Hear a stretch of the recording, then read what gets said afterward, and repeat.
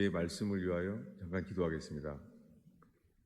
예수님, 저희가 주를 높이며 주를 찬양하나이다. 저희가 엎드려 주를 경배하나이다. 주님, 저희가 또한 주의 말씀을 펼 때에 주님, 저희 가운데 임하시옵소서. 주님, 주님만을 바랍니다.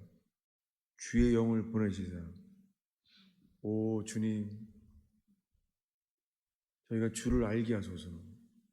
주님, 주의 빛을 비추어 주셔서 저희가 주로 깨어나게 하시며 주를 사랑하게 하옵소서. 주를 따르게 하소서. 주님, 부족한 설교자는 가려주시고 예수 그리스도만이 증거되게 하소서. 예수님의 이름으로 기도하였습니다. 오늘은 감사에 대한 말씀을 나누게 되었습니다. 지난주에는 영상으로 설교를 하게 되었죠. 놀라운 시대예요. 94세 되신 아버님이 돌아가셔서 제가 비행기를 출발하기 전에 미리 주일 설교를 영상을 해놓았습니다. 그런 시대예요. 영상으로도 미리 설교할 수 있는 시대죠. 여러분, 이러한 과학이 발달한 것이 우리 속에 주님을 증거하는 그런 기회가 될 줄로 믿습니다. 그때 저희 아버님은 돌아가시면서 큰 선물을 줬어요. 그것은 뭐냐면 주님을 경배하게 된 것이었어요. 그래서 제 속에 이런 말씀이 하루 종일 비행기를 탈 때까지 가득 찼어요. 그것은 뭐냐면 욥이 자식이 죽고 그런 도적질 당하는 삶이 되었을 때 하나님께서 그 어려움을 허용했잖아요. 다 우리는 이해할 수 없지만 욥에게 하나님이 사탄의 공격을 허용했잖아요. 그런데 놀랍게 이것이 왜 하나님이 내게 이런 사탄의 공격을 허용했는지, 자식이 죽는 슬픔을 왜 허용했는지 그것을 욥이 알았는지 몰라요. 근데 그는 이렇게 합니다. 주신 분도 하나님이시오 취하신 분도 하나님이시니 다만 주를 경배할지라. 놀랍게 욥은 상황에 반응하지 않고 상태에 빠지지 않았습니다. 다만 주를 예배했잖아요. 그리고 알몸으로 왔으니 알몸으로 가니 다만 주를 경배한다는 거예요. 그래서 종일 이 경배한다는 말씀을 주님이 사로잡히게 했어요. 그리고는 새벽에 비행기를 타고 내리니까는 주일날 아침이었습니다. 그래서 주일날 아침부터 아직 장례식장이 준비가 안 돼 있어서 아무도 없는 곳에 혼자 있게 하셨어요. 그때부터 장례식이 이틀 있는데 그 동안에 정말 주님만을 예배하게 했어요. 그래서 제가 하늘을 바라보는 것처럼 계속해서 주님만을 바라보겠습니다. 그 예배의 순서 가운데 이제 발인 예배가 있고 아버님의 시신을 다들 보았을 때는요, 막 우리 막내 동생과 여동생과 모든 사람들이 많이 울더라고요. 근데 저는 제가 미안할 만큼 그 슬픔이 없는 거예요. 왜냐하면 오히려 이 말씀이 저를 사로잡는 거예요. 뭐냐면은 그는 여기에 있지 아니하도다. 천사가 예수님에 대해서 한 말이죠. 그는 여기에 있지 않고 살아나셨도다. 그런 말씀과 함께 아버님을 마지막 육신의 모습을 대면할 때도 그렇게 되지 않았어요. 그래서 계속 다 통곡을 하고 울고 있는데 저는 계속 하늘을 보게 되었습니다. 영안실이죠. 영안실에서 계속해서 이 주를 바라보는 예배가 제 속에 있었어요. 그랬을 때 저희 막내 동생과의 기도는 같이 해본 적이 아주 오래됐어요. 관계가 많이 오랫동안 파괴됐었습니다.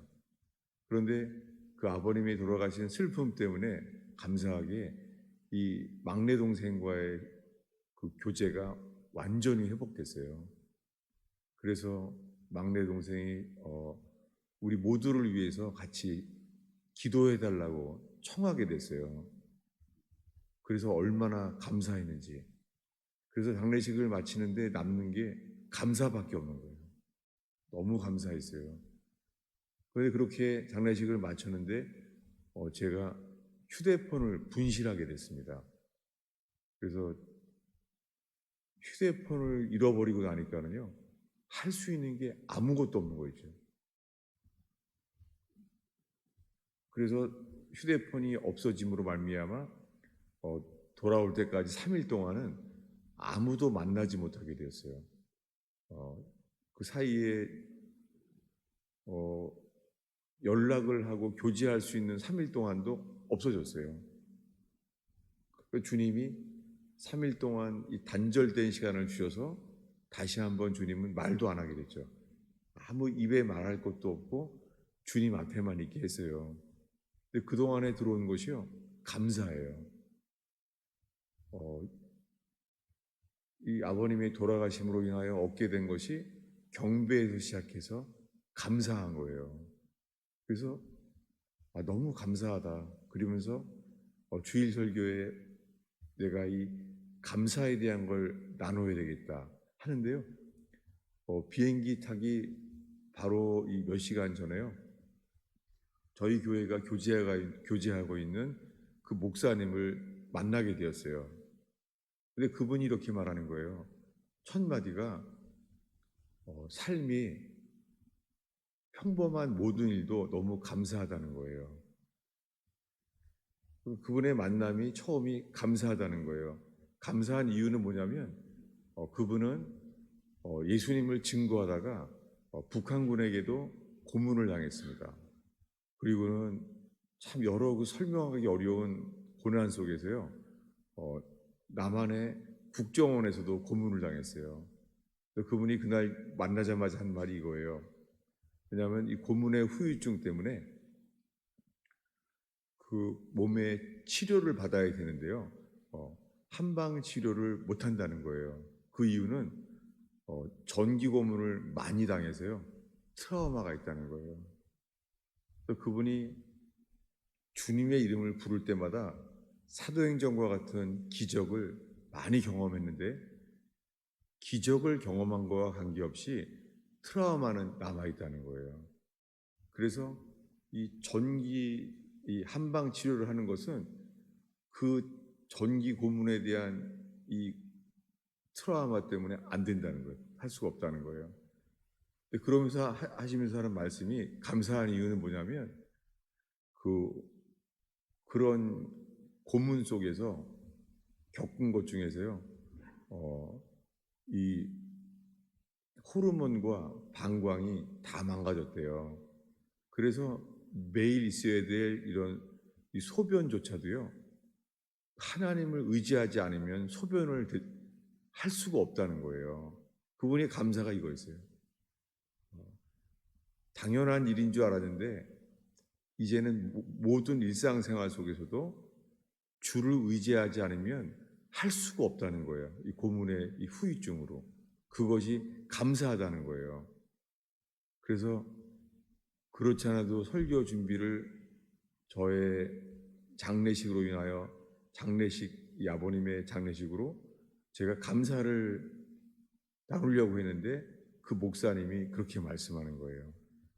그러면서 그분이 그 북한을 탈북해서 온 분들을 섬기면서요, 말씀과 기도로만 가르치는데 놀랍게 그 중에서요,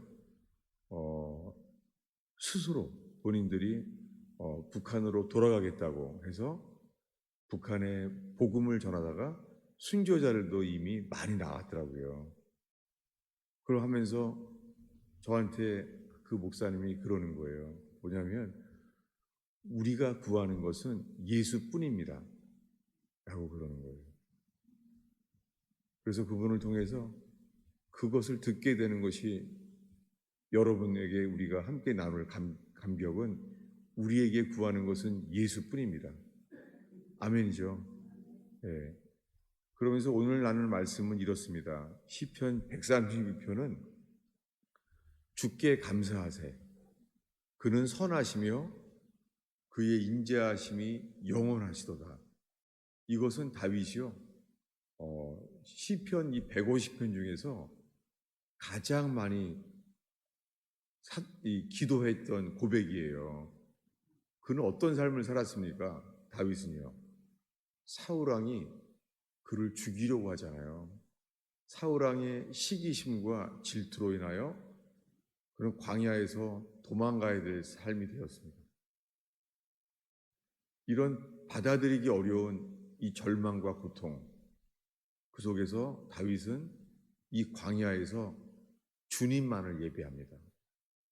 놀랍게 그 다윗에게요, 주님이 어떠한 분인가가 계시돼요. 그것이 뭐냐면 주께 감사하세. 여러분 지금 죽음의 위기 속에 도망 다니고 있어요. 도망 다니는데 그에게 들어온 심정이 뭐예요? 주께 감사하세. 다윗의 놀라운 예배의 첫 멘트는요, 감사하다는 거예요. 아니 그가 뭐가 감사해요? 지금 죽음의 위기 속에 살고 있는데. 근데 그가 뭐라고 고백합니까? 주께 감사하세요. 여러분 오늘 예배 속에 주님께 제일 먼저 드려질 것이 감사예요. 그것은 구약 성경에요. 다니엘이 먼저 고백했습니다. 다니엘은 어떻습니까? 다니엘은 조상들의 죄로 인하여 바벨론에 끌려갔잖아요. 근데 뭐가 감사해요? 근데 그는 조상들의 죄로 인하여 바벨론에 끌려가는데 그는 하루에 3번 주님께 감사했다는 거예요. 아니 조상들의 죄로 바벨론에 끌려가는데 뭐가 감사해요? 근데 그는 하루에 3번 그의 하나님 여호와께 감사하였더라. 그는 도대체 감사할 것이 무엇이었을까요? 여러분, 지금 다니엘이 기도가 그치지 않는 이유, 그리고 광야에서 도망 다니면서 그가 했던 똑같은 기도가 무엇입니까? 주께 감사한다는 거예요. 왜 그렇습니까? 이것은 그들의 상황 때문에 기도하는 것이 아니라 주님만을 바라봤다는 거예요. 여러분 이 시간에 우리들의 상황이 만족스럽지 않든지, 사실은 그 지금 제 상황이에요. 예. 제 자신이 저는 만족하지가 못해요. 놀랍게 왜 그렇습니까? 그러면서 제가 지금 스스로 주님께 돌이키게 되는 거예요. 왜냐하면 주님만을 바라본다면 다니엘처럼 다윗처럼요, 제 마음속에 제일 먼저 나오는 반응은 이걸 거예요. 감사합니다, 주님. 그래서 저 자신으로부터 지금 온 마음을 다해서 주님만을 바라보고자 있습니다. 주께 감사하세. 왜냐하면 그분은 선하시며 그의 인자하심이 영원하기 때문입니다. 저의 생애를 돌이켜보게 돼요. 예수를 믿은 이 40년 동안 저도 고백할 수 있는 것은 이거예요. 주님은 선하신 분이에요. 우리 자신은 우리 육신 속에서는 선한 것이 없는데요. 주님은 선한 분이에요. 제가 간증할 수 있는 것은 주님은 선한 분이라는 거예요. 그리고 그분은 인자하신 분이라는 거예요. 놀랍게 모세가 주님을 만났을 때 그분의 어떠함을 알게 돼요. 그때 모세는 율법 때문에 잘못되면 죽는 거 아니에요. 근데 그 똑같이 말해요. 여호와로다. 그분은 어떤 분이라고요? 노하기를 더디하시며 인자하신 분이라는 거예요. 그분은 오래 참으시다는 거예요. 놀랍게 율법을 맡았던 모세가 주님을 만났든지 광야에서 유리하던 다윗이든지 놀랍게 동일한 주님을 보았다는 거예요. 그분은 선하시며 그분은 인자하시다는 것이죠. 그러면서 조심스러운 게 있어요. 그것이 뭐냐면, 그런데 세례 요한은 광야에서 외쳤을 때 어떻게 했습니까? 그는 말합니다. 독사의 자식들아, 누가 너희를 가르쳐 임박한 진노를 피하라 하더냐. 왜 세례 요한은 이렇게 외쳤죠? 세례 요한이 죽자마자 예수님이 이제 사역을 시작합니다. 율법의 마침인 이 마지막 세대, 이 마지막 선지자의 세대, 세례 요한이 그렇게 외친 다음에 예수님의 첫 외침은 이거였습니다. 회개하라. 천국이 가까웠느니라. 주님의 첫 말씀은 세례 요한과 동일하게 회개하라예요. 그리고 예수님이 세우신 사도인 사도 바울이 전생에 외쳤던 것은 하나님께 회개하라는 거예요. 그런데 어떻습니까? 근데 오늘날에는 회개가 이 구약 전체와 신약 성경의 시작이 회개하라인데요. 오늘날에는 이렇게 바뀌었어요. 뭐냐면 성경을 어디서부터 읽을까요? 라고 물어보면 이 현대 미국 교회가 이 복음을 주도하면서요. 이렇게 바뀌었어요. 요한복음부터 보세요. 이렇게 바뀌었어요. 왜 그렇습니까? 요한복음에는요. 마태, 마가, 누가복음에 이어서 요한복음은 마지막 복음서예요. 4가지 중에서. 근데 마태, 마가, 누가복음에는 모든 주제가 회개에 대한 것인데요. 요한복음에는 회개란 단어가 한 단어도 없어요. 요한복음이면 믿으면 영생을 얻는다는 거예요. 이것을 조심스럽게 얘기하면서도 참 늘 아픈 게 있어요. 그래서 어떤 분은 저희 교회에 회개의 복음을 전하는 교회를 왔다고 하는데 공교롭게도 그날 제가 지금 말한 것 요한복음에서는 회개라는 단어가 한 단어도 없다고 말했더니 그 말을 듣고선 떠난 사람도 있어요. 그래서 이 회개에 대한 말은 왜 이렇게 사람들이 민감한지 모르겠어요. 조심스럽죠. 여러분, 복음의 시작은 회개예요. 그런데 회개가 아무리 회개해도요. 회개가 복음의 시작이라는 것은 지금 다 알아요. 다 안다 그래요. 근데요. 계속해서 회개만 하고 있는 건가요? 평생 그렇게 회개만 하다가 가는 건가요? 왜 그렇습니까? 성경에는 이 복음의 시작은 마가복음 1장 15절에요. 회개하라. 그 다음에 뭐예요? 그리고 복음을 믿으라 라고 말합니다. 오늘 이 대표 기도와 찬양 가운데 뭐예요? 주님 앞에 나온 자들이 믿음이 없이는 하나님을 기쁘시게 할 수가 없습니다. 주님이 기쁘시게 하는 것은 믿음밖에 없습니다. 여러분, 지금 이 순간에 우리가 어떠한 죄인일지라도 주님을 기쁘시게 하고 나아갈 수 있는 길은 단 하나의 길이에요. 뭐예요? 그분을 믿는 것이에요. 여러분, 이 순간에 우리의 상황을 보지 아니하고 그분만을 바라본다면 그분이 얼마나 신뢰할 만한 분인가를 우리가 알게 되고 찬양하게 될 줄로 믿습니다. 그래서 구원의 조건은 둘이에요. 회개와 믿음이에요. 여러분, 이것을 왜 이렇게 말하냐면 주님께서 어떠한 말씀으로 우리를 깨닫게 하시는지, 우리를 구원하게 하실지 정말 모르겠어요. 이 교리적인 순서대로 이 일이 일어날지도 모르고 분명한 것은 주님은 사람을 외모로 보지 아니하시고 중심을 보신다는 것이죠. 여러분, 이 시간에 주님만을 바라보는 예배되기를 축원합니다. 이게 단순한 얘기인데도 쉽지는 않습니다. 이거는 머리로는 다 알아요. 만약에 지금 우리가 구원받을 수 있는 길은 이미 다 알아요.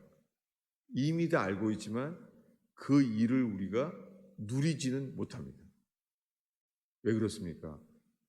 우리의 이 머릿속에 있는 지식이 우리를 구원하지 못하잖아요.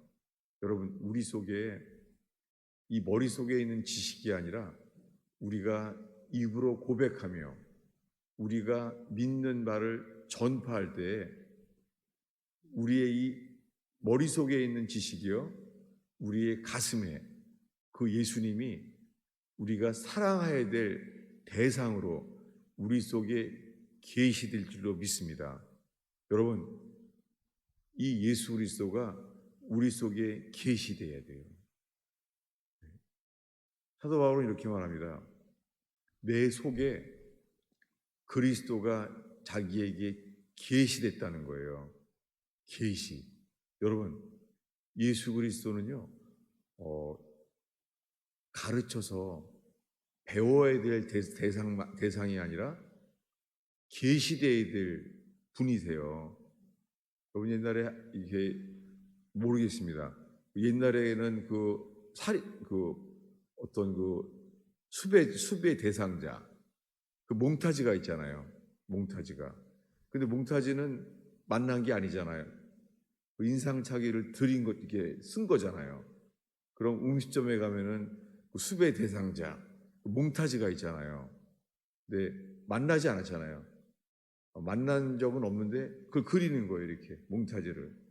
여러분, 혹시 매주 성경 보고 성경을 읽으면서요, 우리가 예수님을 몽타주하지 않나요?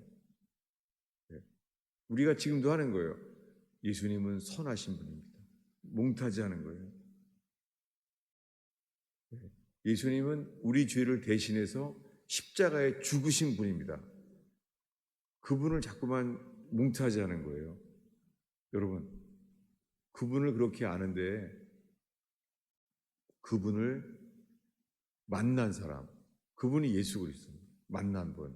사도 바울은 그를 만나자마자 인생이 바뀌었잖아요. 이제 사도 바울은 예수를 믿으면은 핍박받아야 될 사람이 되어버렸습니다. 사실 사도 바울은 예수를 알았기 때문에 그때 붙어 있는 것은 전생애가 핍박밖에 없었잖아요. 사도 바울은 그 전에는 이스라엘 땅에서 누구에게나 인정받는 사람이었어요. 누구에게나 존경받는 사람이었어요. 그런데 예수님을 알게 되자마자 이제부터 죽을 때까지 그는 예수님 때문에 핍박받는 사람이 되었습니다. 왜 그렇습니까? 그분이 자기 속에 계시됐기 때문이에요. 여러분, 우리가 예수 그리스도를 아는 것이 예수님의 관해서 아는 거잖아요. 예수님의 관한 거에 대해서. 여러분, 우리 속에 성경에 기록된 성경의 핵심인 예수 그리스도가 우리 속에 계시되는 역사를 우리가 그분이 우리 안에 나타났는지 우리가 살펴보기를 바랍니다. 평생 예수님에 관하여 몽타주를 하듯이 평생 예수님에 관해서 듣고 알았다고 말할 수 있습니다. 그러나 구원은 그분을 만나는 믿음, 그분이 우리에게 만나지고 그분이 우리를 안다고 하는 역사. 여러분, 우리가 예수님을 다 안대요. 근데 주님이요, 우리를 안다고 하지는 아직 모르잖아요. 구원은 우리가 그분을 알고 그분 또한 우리를 안다고 말하는 거예요.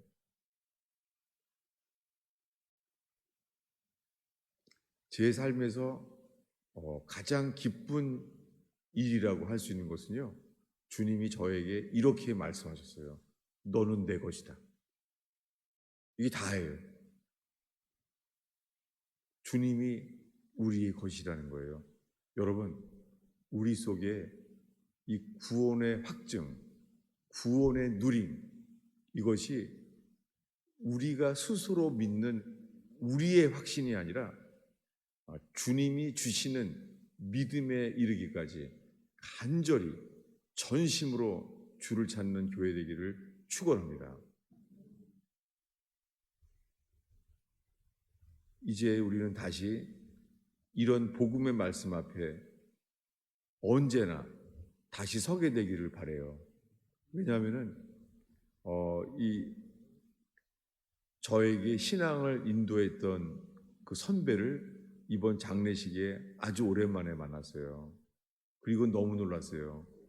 저에게 성경을 가르쳐주고 했던 선배님인데 저희 아버님의 장례식 때문에 이 몇십 년 만에 다시 만나는 거예요.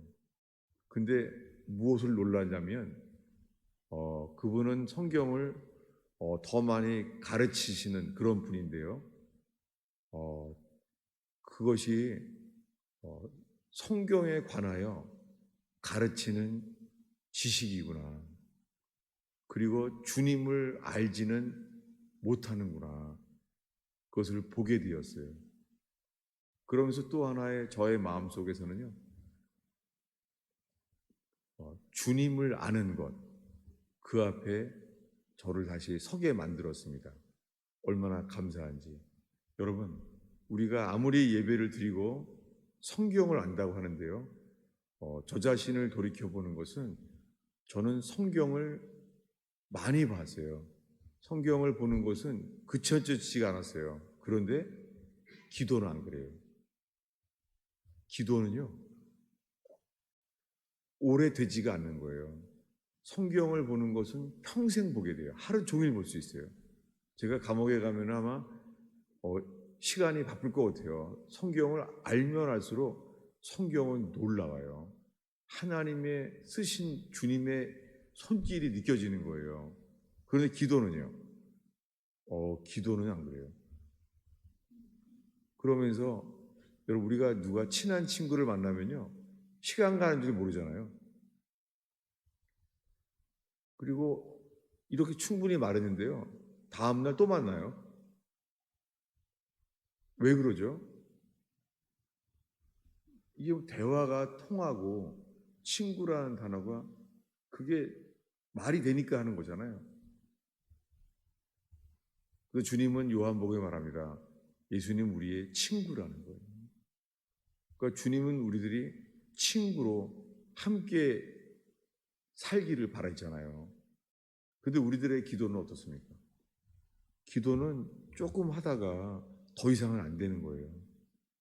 여러분, 기도 가운데 하나님과 우리 사이의 거리, 이 하나님과 우리 사이의 거리가 이 기도로 인하여 섰게 되는 저와 여러분 되기를 축원합니다. 왜냐하면 기도가 막히고 말씀이 막힌다면 우리의 상태가 주님이 계시되시는 거잖아요. 여러분, 우리가 전심으로 주님 앞에서 기도하며 주님만을 찾는 교회 되기를 축원합니다. 기도하겠습니다.